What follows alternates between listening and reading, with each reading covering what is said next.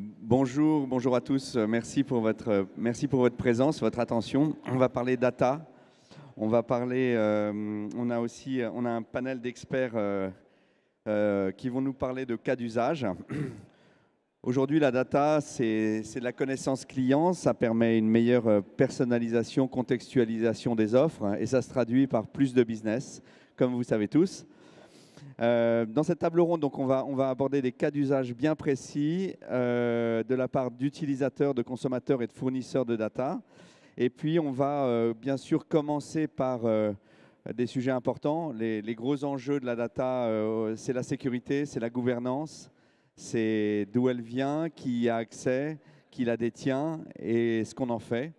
Donc, on va commencer par ça et je vais m'adresser à Karen. Donc Karen qui dirige une agence Doors 3, qui accompagne des entreprises sur des sujets de Web 3. Et donc on va contextualiser un petit peu les enjeux de data Web 2 versus Web 3, que tu nous expliques un petit peu voilà, les différences entre du centralisé, du décentralisé et ce que tu peux dire avant de passer aux autres sujets de sécurité. Merci Laurent, bonjour à toutes et tous. Toujours très compliqué de parler en 2 minutes de Web3, mais effectivement la data c'est un sujet clé aujourd'hui qui est vraiment au cœur des mécaniques business, mais aussi de toute la notion d'identité digitale pour les personnes. Et c'est vrai que dès lors qu'on se projette sur la prochaine génération du web et donc le Web3, l'enjeu de la data est hyper important puisqu'on change complètement de paradigme, où on passe finalement d'une vision plutôt centralisée, où on détient les datas par des grosses plateformes, à une vision décentralisée, où on supprime finalement l'organe central de contrôle, on passe plutôt sur une mécanique de pair à pair, et donc on remet au cœur du système la notion d'ownership et donc de propriété du numérique qui est caractéristique en fait du Web3 et qui est notamment amenée par la technologie blockchain.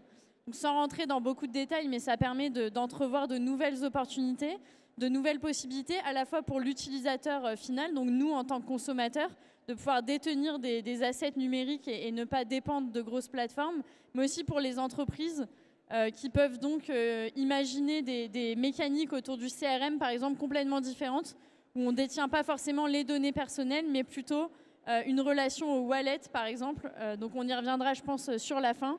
Donc voilà, globalement, cette ère de la décentralisation, on va parler finalement de third-party data, on va parler d'ownership, de reprise en main finalement de sa vie digitale. Et effectivement, c'est un chapitre assez intéressant qu'on peut ouvrir. Merci Karen pour ce partage. Caroline, chez OVH, la sécurité, la donnée, bien entendu, est au cœur de vos préoccupations, tant pour vous-même en tant qu'entreprise que pour vos clients. Donc les enjeux de sécurité, de conformité à la RGPD, j'imagine que c'est ce qui vous anime. Est-ce que tu peux nous parler un petit peu de l'impact et de ces contraintes sur votre marketing? Oui, tout à fait. Bonjour à tous. La data, c'est au cœur de notre promesse, à la fois parce qu'on héberge les données de nos clients, elle est sacrée. Donc on doit tout faire pour la protéger. En même temps, on est utilisateur de data puisqu'on est une entreprise digitale. Et donc, qui dit digital marketing et tout est question de data.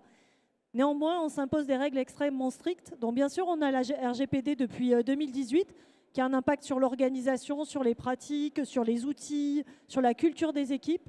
Mais on va plus loin que ce que nous impose la RGPD et on s'interdit certains outils, certaines pratiques qui mettraient à risque la donnée que nous confient les clients. Par exemple, pour donner un exemple concret, on n'utilise pas de pixels sur notre site qui sont utilisés par certaines plateformes pour traquer les comportements des clients.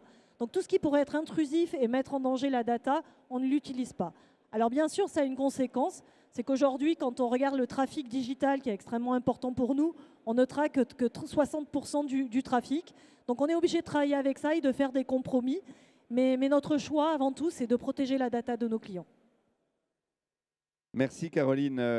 C'est ce cas d'usage de votre utilisation de la data et des contraintes RGPD, c'est bien entendu clé. puisque eh bien, il faut bien générer du lead. Donc, je vais passer la parole maintenant à Julien. On va passer à un cas d'usage précis. Donc, Julien, toi, tu diriges Obendi et tu as monté une plateforme pour fournir des données à des banques principalement et leur permettre de mieux exploiter les données clients, bien entendu dans les règles de l'art et dans la réglementation. Est-ce que tu peux nous en parler, de voir comment est-ce que ça booste leur business? Oui, bien sûr.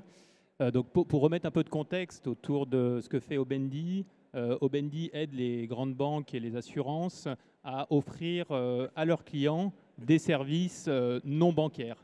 Donc par exemple, BNP, grâce à nous, offre à leurs jeunes clients l'accès à des cours en ligne, la révision du code de la route, des services autour du logement, des services autour de la recherche d'emploi. C'est ce qu'on appelle le Beyond Banking. Ils vont au-delà du bancaire grâce à ça. Et finalement, le jeune se connecte à son application bancaire et en un bouton, il se retrouve sur cette plateforme extra-bancaire qui lui permet de consommer tous ces services. Donc ces grandes banques, elles font ça bien sûr pour satisfaire leurs clients et les fidéliser. Elles font également ça pour collecter beaucoup de données sur leurs besoins et sur leur contexte de vie. L'enjeu derrière tout ça, c'est de détecter le moment de vie du client.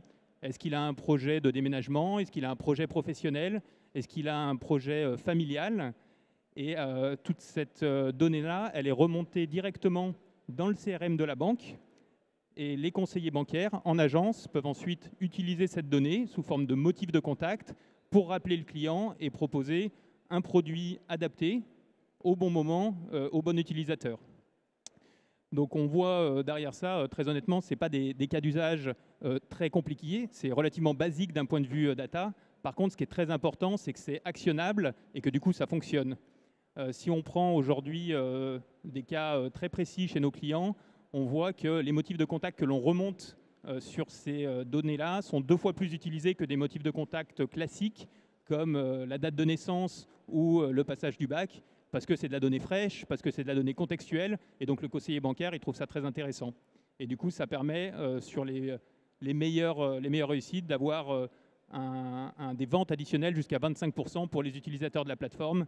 Et donc, il y a directement un impact business pour la banque qui utilise cette donnée-là.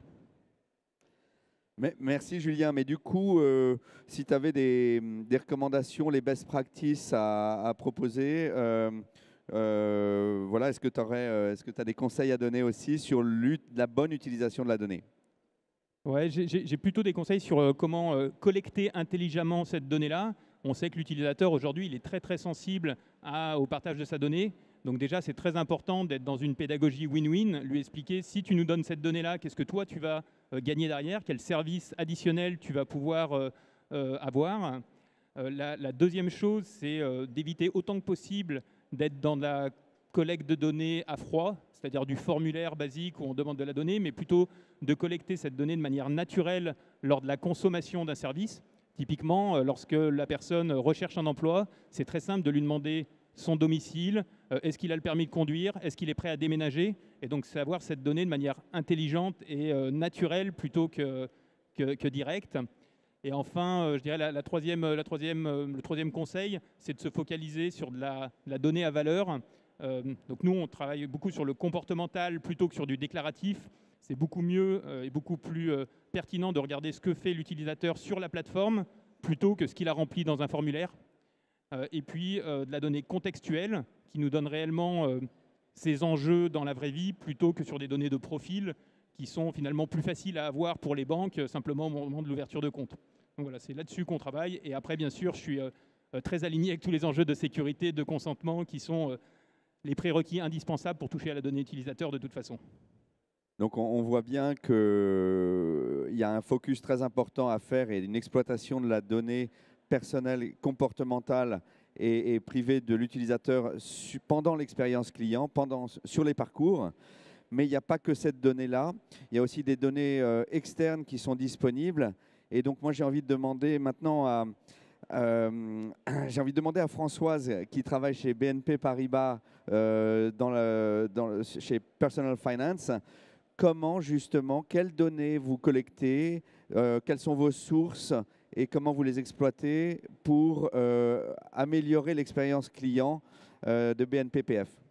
Oui, merci Laurent. Bonsoir à tout le monde. Donc effectivement, aujourd'hui, les gros enjeux de BNP sont effectivement d'aller chercher de la donnée externe et notamment ce qu'on appelle l'open data avec la partie qui concerne l'open banking, puisque aujourd'hui dans le crédit conso, on n'a pas les comptes bancaires. Donc aujourd'hui, on octroie du crédit par rapport au déclaratif et par rapport au justificatif que nos clients nous donnent.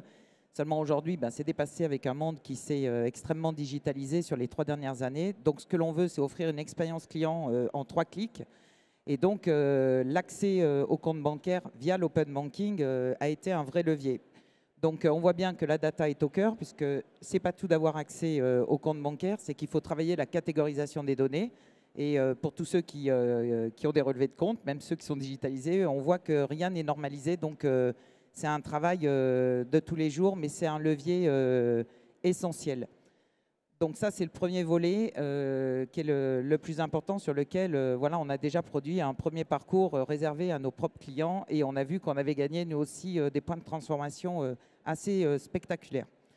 Le deuxième volet sur l'open data, c'est l'enrichissement de données externes. Aujourd'hui, dans ce monde digitalisé, le client, il veut avoir des offres qui lui correspondent, même si c'est quelque chose qu'on se dit depuis des années. Pour le coup, cette fois-ci, c'est vraiment vrai.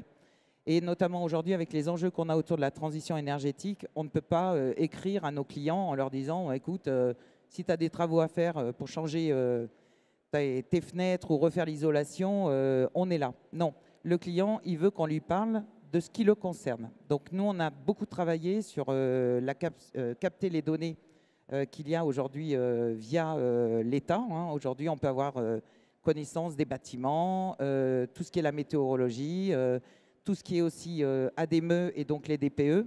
Et on a travaillé cette donnée pour en faire un énorme moteur de recommandations, ce qui fait que chacun de nos clients, grâce à leur adresse, on reconnaît l'iris où ils habitent et on sait quel habitat il a, s'il a besoin de faire des travaux de rénovation, juste sinon de changer de chaudière, voire même au niveau du véhicule, puisqu'on a travaillé sur des moteurs aussi pour identifier le fait que le client avait besoin de renouveler son véhicule. Pas toujours pour aller vers de l'électrique, parce que ça reste toujours onéreux, mais aussi déjà améliorer le critère.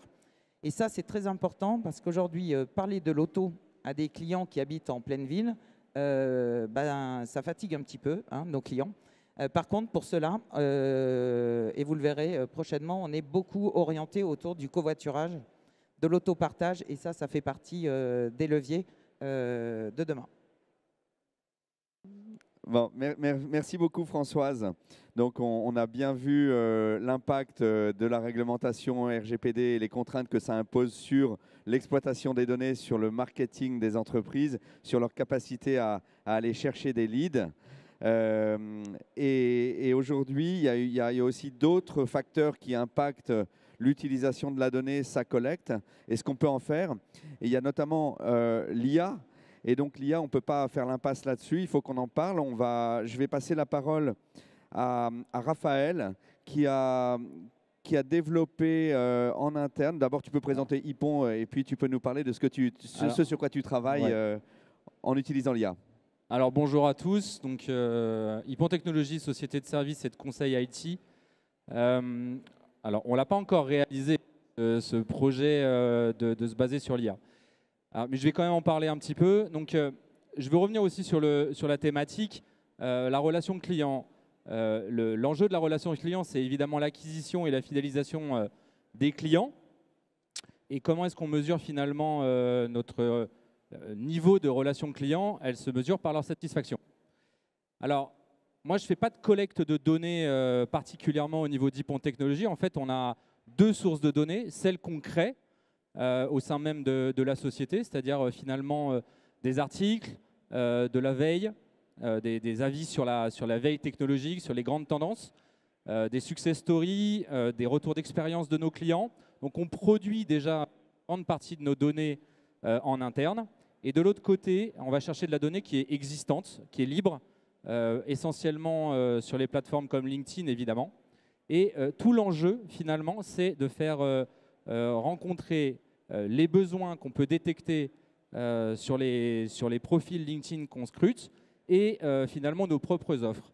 Et donc tout l'enjeu là aussi, c'est d'essayer de détecter, de segmenter des catégories finalement de clients qu'on veut cibler avec le contenu adapté. Donc ça, c'est tout l'enjeu de la lead gen. L'objectif étant de créer des rendez-vous et de commercialiser ce qu'on fait chez Ypon. Et au final, où est-ce que l'IA intervient là-dedans?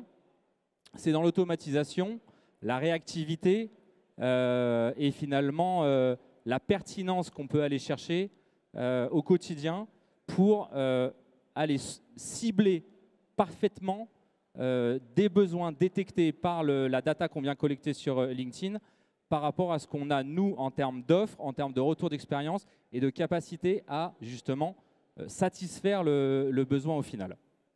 Et cette plateforme-là, on la lance sur le début d'année 24 avec plein d'outils et en particulier les IAGN. Donc ça, c'est une plateforme que vous allez utiliser en interne. Est-ce qu'elle a vocation à être ouverte après et proposée à des clients? Alors pour le moment, non. L'objectif, c'est vraiment de la développer en 24 et de la tester, ne serait-ce que déjà pour nos propres besoins. Après, on est dans le temple des startups de France. Je ne sais pas, peut-être qu'à un moment donné, en effet, on spin-offera quelque chose et on la proposera en marque blanche. Je ne sais pas encore. On en parle en 25. Bon, très bien, très bien. On voit que ça bouge au niveau des technologies, au niveau de ce qu'on peut faire de la donnée.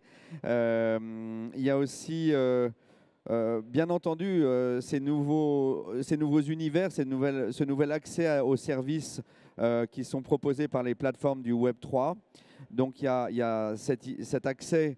Et Karen, je voudrais bien que tu nous en parles, mais il y a aussi l'impact, bien entendu, sur l'expérience client en général, l'expérience immersive ou pas, et puis sur finalement les nouvelles données qui peuvent être disponibles dans ces nouveaux environnements.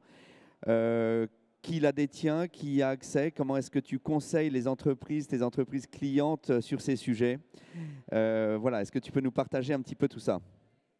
Oui, tout à fait. Donc, effectivement, le sujet… Oui, je vais parler fort. Vous m'entendez bien? C'est bon. Le sujet de l'expérience client et l'engagement en fait, client est clé en ce moment. Récemment, on a sorti, nous, une étude alors, dans l'univers du retail, mais qui peut complètement être transposable dans l'univers de la banque et de l'assurance, notamment sur le volet un peu retail banking, où on explore à la fois les nouveaux usages des nouvelles technologies. On ne parle pas des futures des nouvelles générations, avec les nouvelles technologies. On ne parle pas des générations de demain, mais déjà celles d'aujourd'hui, où on se rend compte que forcément, il y a un besoin accru déjà autour de la détention de données, et le fait de ne pas aller donner ces données à des plateformes qui les revendraient. Donc toute cette notion de propriété digitale, et on revient sur le sujet de l'identité digitale, qui est un sujet débattu depuis des années. On voit aussi qu'il y a une habitude de consommation qui est différente, une envie de ne pas juste être consommateur, mais d'être aussi acteur finalement de sa marque et de l'entreprise, et donc potentiellement de la banque de demain. L'envie d'aller aussi sur des univers plus gamifiés, plus immersifs. Et aujourd'hui, on a des chiffres, par exemple sur le sujet de l'immersif. On sait que sur des sites web immersifs utilisant la 3D, pour ne pas parler de métaverse, on a quasiment 250% d'engagement en plus que sur un site web classique. Et c'est la même chose sur aujourd'hui des programmes d'engagement que nous, on appelle Powered by Web3, c'est-à-dire qu'ils vont utiliser les technologies amenées par le Web3 et notamment la blockchain, les tokens et les NFT. On a 2 fois plus de conversions que sur des programmes d'engagement classiques. Donc tout ça, ce sont des thématiques aujourd'hui qui retiennent l'attention de la plupart des grands groupes et qui intéressent forcément les nouvelles générations. Mais l'idée, effectivement, c'est d'aller aussi un peu plus loin que ça et d'identifier qu'est-ce que sera demain la donnée, la data. Il y a beaucoup de sujets qui s'ouvrent aujourd'hui autour des wallets notamment, de se dire qu'aujourd'hui on est direct to consumer, demain on sera peut-être direct to wallet, et c'est de quelle manière on va utiliser la data autrement finalement, mais aussi la notion d'avatarisation qui est intéressante. Ok, donc le Web3, on voit bien qu'il y a un souhait de mettre une distance finalement entre l'utilisation de la donnée et puis son détenteur, l'utilisateur du service ou du site, à travers un wallet, et avec une pseudonymisation, on va dire ça comme ça, de la donnée. Ça va changer la donne, bien entendu, ça va être différent.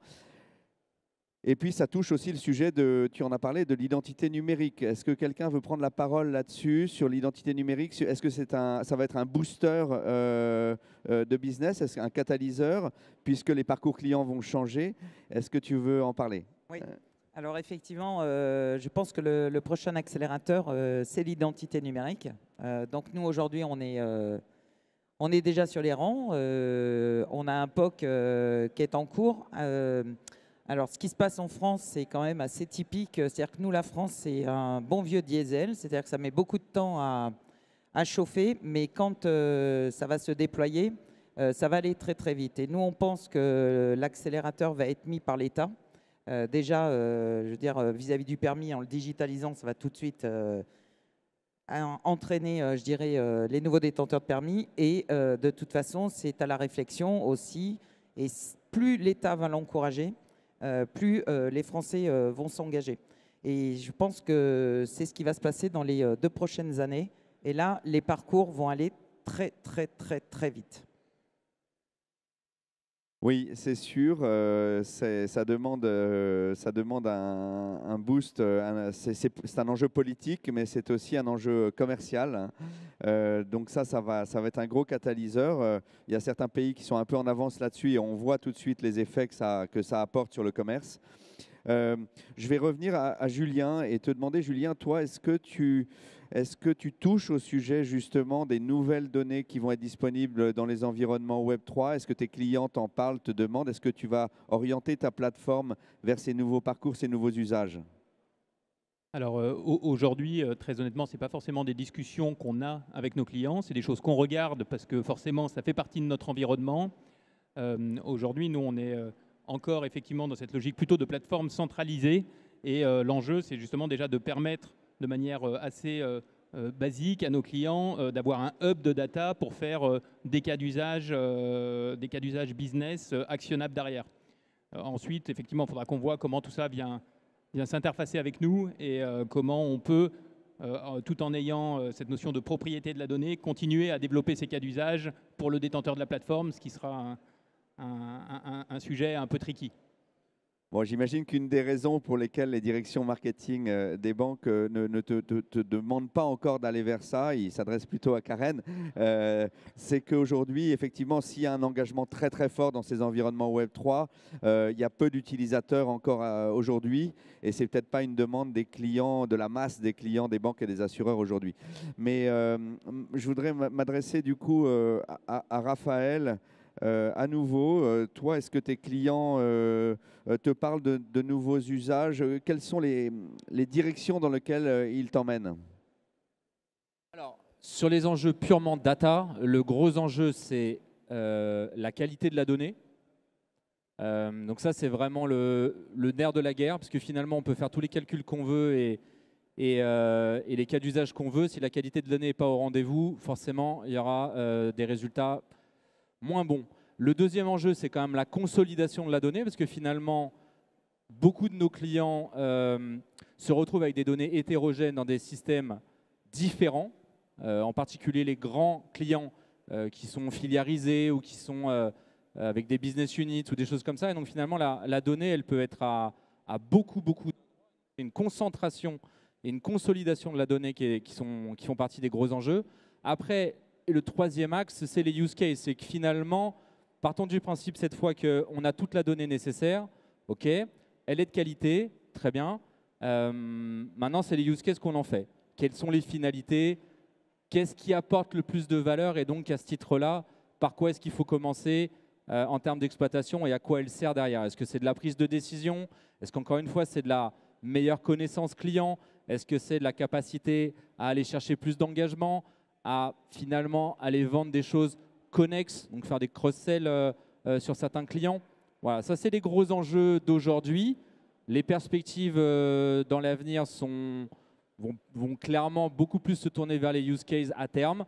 Finalement, la qualité de données, ce sont des enjeux qui sont pris en compte aujourd'hui. On n'a pas encore abouti à des résultats probants de manière générale. Mais la tendance, elle est dans quelques années, on y sera, je pense. Merci Raphaël. Vous voulez que je réponde aussi sur la partie Web3 ? Avec plaisir, oui, oui. Alors sur la partie Web3, les usages sont moindres. En tout cas, moi, de ce que je vois chez les clients d'Ypon, on est plutôt aujourd'hui sur des enjeux d'aller chercher de la tokenisation. Ça, je peux l'observer. Après, de la décentralisation. Décentralisée, c'est des sujets dont on entend parler. Aujourd'hui, des grands projets à ce titre-là, côté Ypon, on en voit peu. Il y a beaucoup d'expérimentation, beaucoup de POC, beaucoup de volonté. Pas encore tant que ça de projets à l'échelle qui amènent vraiment des transformations massives au niveau des entreprises ou au niveau d'un marché. Il est évident que les années qui viennent seront prépondérantes dans ce sujet-là. On le voit quand même arriver.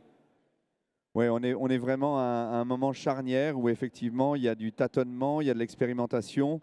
Les clients ne sont pas encore dans le jeu, on va dire, les clients finaux. Et je voudrais juste passer avant le mot de la fin, la parole à Caroline à nouveau. Vous, ce qui vous caractérise quand même, c'est un petit peu l'orthodoxie que vous avez vis-à-vis de l'utilisation de la donnée pour vous-même et par vous-même chez OVH, mais aussi les clients, j'imagine, viennent à vous un petit peu pour cette personnalité stricte là-dessus. Oui, tout à fait. C'est notre engagement majeur, protéger les données de nos clients. Déjà, nous-mêmes, ne pas les utiliser, ne pas autoriser l'accès à des personnes extérieures, à des autorités extérieures. On parle souvent de loi extraterritoriale, ça existe. Et de laisser la liberté au client aussi de récupérer ses données quand il veut. Donc oui, ça fait partie de nos engagements et ça conditionne aussi nos choix en matière de logiciels. Quand on gère la donnée de nos clients, il est important que ces logiciels, ces solutions, elles soient hébergées dans des environnements de confiance, alors en l'occurrence souvent chez nous, de manière à garantir aussi que ces données ne pourront pas être exploitées par des tiers. Donc vraiment la confiance, c'est le maître mot. Bon, alors c'était peut-être ton mot de la fin. Je vais vous demander à chacun de dire un petit mot pour conclure. Je commence alors. Merci encore pour l'organisation de cette table ronde. Mon mot de la fin, je dirais que les sujets autour de la data, ça fait quand même déjà quasiment une décennie qu'on en a. Et il me semble que les 3 prochaines seront propices à l'accélération et encore une fois à toutes les idées possibles. C'est-à-dire que vraiment, c'est des domaines dans lesquels ce qui existe aujourd'hui, ce à quoi on pose aujourd'hui, je pense que ne serait-ce que dans 10 ans ou 5 ans, il y aura encore d'autres choses qui vont arriver. Après, le seul warning, c'est éventuellement de ne pas forcément faire des choses trop folles sur les data, parce qu'au final, vraiment, le champ du possible est immense. Merci. Karen, oui. Non, effectivement, alors le Web3 n'est pas mort, je vous rassure. Et il y a beaucoup d'entreprises qui s'y intéressent. Et on est effectivement à un moment important de consolidation et de structuration de la suite. Mais en tout cas, le mot de la fin pour moi, c'est effectivement cette notion de confiance numérique, la notion de remettre la notion de propriété à l'ère du digital qui est, je pense, cruciale aujourd'hui.